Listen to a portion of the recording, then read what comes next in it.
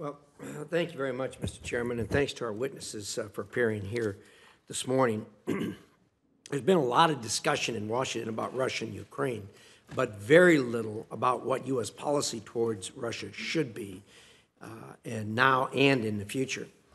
I'm glad we get to have this conversation. Russia under Putin is an autocratic and imperialistic regime and poses an acute threat to the freedom and stability that the United States and our allies have fought to promote and defend. This is true in Ukraine, more broadly in Europe, and throughout Africa, Latin America, and the Arctic, and in the emerging China-Russia cooperation. Despite these increasing challenges, it is clear that the United States lacks a coherent policy to confront Russia. It appears the White House never really thinks about Russia until Moscow makes a move, and has never acted proactively to force the Kremlin to respond to our initiatives. Before Russia's unprovoked invasion last year reminded us that weakness invites aggression, this administration's approach resembled the failed Obama reset. We all remember the reset. It didn't work. As to this administration, it started with the unilateral extension of the New START Treaty on Inauguration Day. It continued to the refusal to impose Nord Stream 2 sanctions. It continued on to the Biden-Putin summit in Geneva, which produced no deliverables, and then on to the suspension of military assistance to Ukraine in May and November of 21 because of concerns it would cause escalation.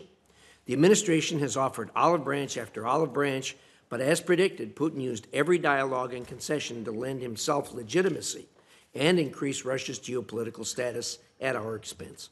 We need to accept that Russia sees this kind of diplomacy as weakness and that it only seriously responds when we project strength.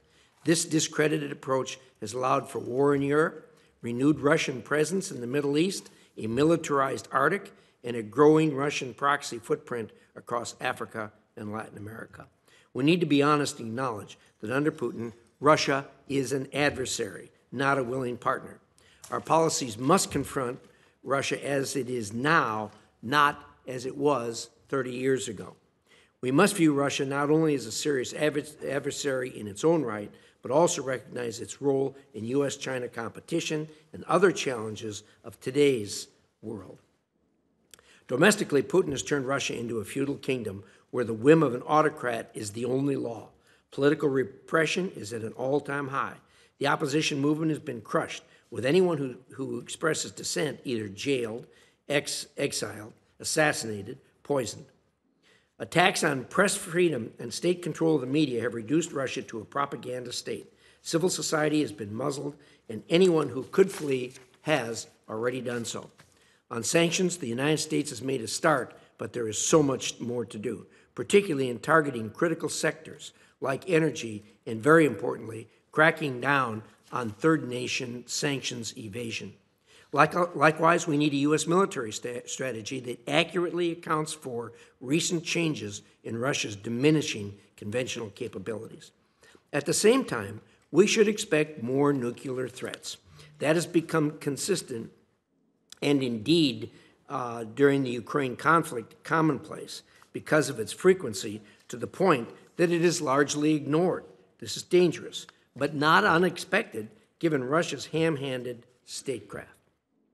Russian thinking is clear in this regard. Putin knows he can threaten to use nuclear weapons without any concrete response from the West. Instead, he seriously believes his threats will deter us from doing what we should to protect our interests.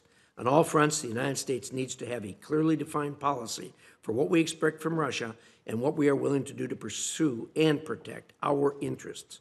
We must also form this policy in the context of a more globally assertive China and its increasingly close strategic partnership with Russia. This administration consistently and all too often worries about what Putin will do. We need a policy where Putin wakes up every morning worried about what we will do. Thank you, Mr. Chairman.